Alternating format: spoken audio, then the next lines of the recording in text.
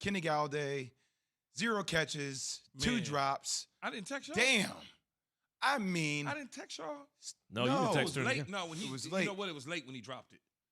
Sterling Shepard gets hurt. Our That's what's defense, 0 takeaways, 0 sacks. We got Cooper Rush out here looking like he is the next coming. I mean, the pass to CeeDee Lamb to close out the game. It's disappointing. CeeDee Lamb made up for the drop, though. Well, he got a case of the dropsies, but when Galladay dropped the one ball, 3rd down, Come on, man. I was like, he walked back to the huddle. I said to myself, hey, you want to know why you not playing? Like, come on, man, seriously. This is an opportunity for you to really play and whatever. They threw you the ball, you dropped it. And they didn't throw you a hard ball, they threw you a softball. Daniel Jones played all right. He made some good plays. He didn't play like the 6th overall pick in the draft. Man. That's a professional wide receiver. Key, here's Not really. The He gets paid a lot. He gets that's paid for sure. like a professional wide receiver. The Giants' offense is one-dimensional, man. It's here comes Saquon Barkley with the run. Or Jones tucks it. Or Daniel Jones tucks it and gets out of the pocket and runs for 10 yards. Well, because they don't have any players. Obviously, we have no horses. Yeah, this is the evaluation year, and every little win that they get is a plus. That's all. Well, that's right, especially, you know what the real story of the game on the low is? Evan Neal had the Eagles years ago had a left tackle named Winston Justice. They took him either at the end of the first or the beginning of the second round. Yeah. USC kid. And Winston Justice, as a rookie, was matched up against O.C. Umenyiora on the outside. Yeah, and he got destroyed. And was a turnstile, so of course the Giants won the game. I think Umenyiora had like 6 sacks that day. That's what happened last night, really. You want to break it down? Evan Neal he was a turnstile because he's a rookie and they got good pass Max, rushers. that's happened against all the teams that the Cowboys has played against. They're number 1 in sacks, Yeah. number 1 in pressures. Like, that's what they do. Bad They had styles 6 sacks matchup. on Joe Burrow. Yep. I mean, it's the same thing. Yeah, but especially when you have a right tackle who barely has played in the pros. I agree. He got, DeMarcus Lawrence ate his lunch. Come on. Ate his lunch. Ate his lunch, man. That's really what it was about. That really decided the game when you get down to it. But people that are Giant fans and watching the game, they should just understand that, okay, you got a decision to make on the running back.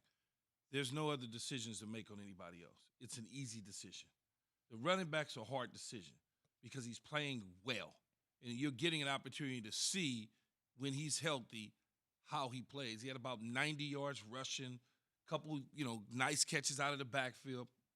You got a piece that you got to make a decision on. You don't have to make a decision on the quarterback. But None of the receivers. You don't That's have right. to make That's not a real decision. No, yeah. that's not a decision. You know why Giants fans are somewhat angry or pissed off this morning, right?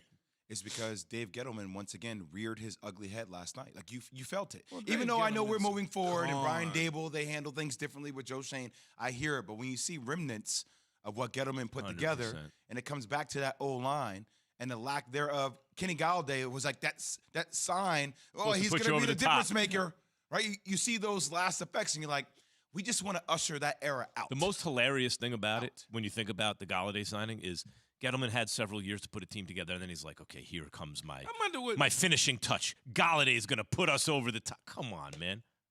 Come on. But listen. I don't know what it was or what it is about him, but he wasn't a bad signing from Detroit.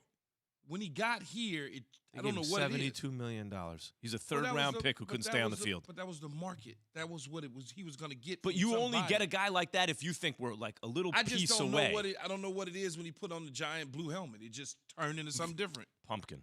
Well, listen. Meantime, from the Cowboys' point of view, this is the Giants' point of view. Looks like Joe Jay and I are Judge. Giants fans. Daniel what we Jones wanna played hear. fine. Like, I thought he played kind of well, actually, in a way. But the bottom line is he was a 6th overall pick in the draft. He's not the future. The Giants are going to move on from him this year because he's not ever going to be a great player. He might be an okay player. He's a very, very good backup in the league, it looks like to me. If you have Daniel Jones as your backup, you're set. He's probably going to get another shot to be a starter by somebody because somebody's going to fix him. And he'll be one of the better backups in the and NFL. then he'll wind Yeah. up being a backup. Yeah. Who's he throwing the ball to? You're David right. Sills? I mean, I got to tell you, last night I was heartbroken watching Sterling Shepard go down. I mean, coming off that Achilles injury he had the year before, working through physical therapy to get back. Good route runner. Non-contact, just holds the I didn't knee. understand that one.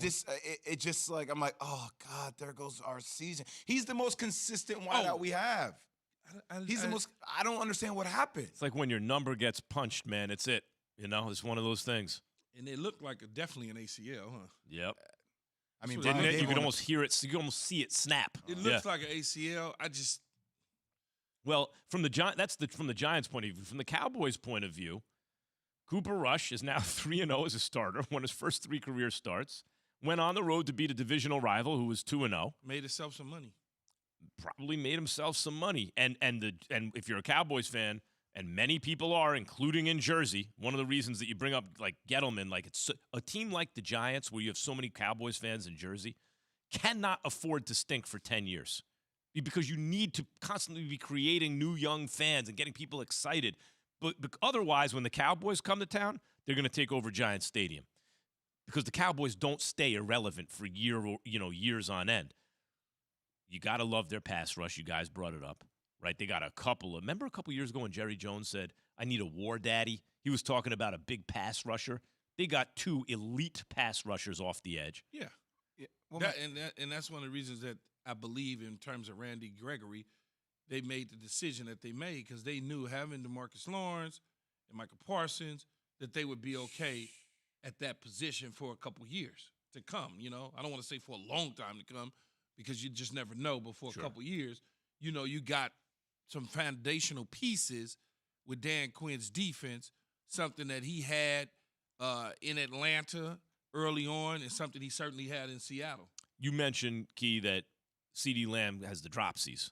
And he dropped you can't, like, you drop it in a guy's hands. Come on. But if you're a Cowboys fan this morning, you're happy with CeeDee Lamb because with the money on the line, he made a great catch in the end zone. He caught the catch 2 hands so you make it to the Pro Bowl, son. Thanks for watching ESPN on YouTube. For live streaming sports and premium content, subscribe to ESPN+.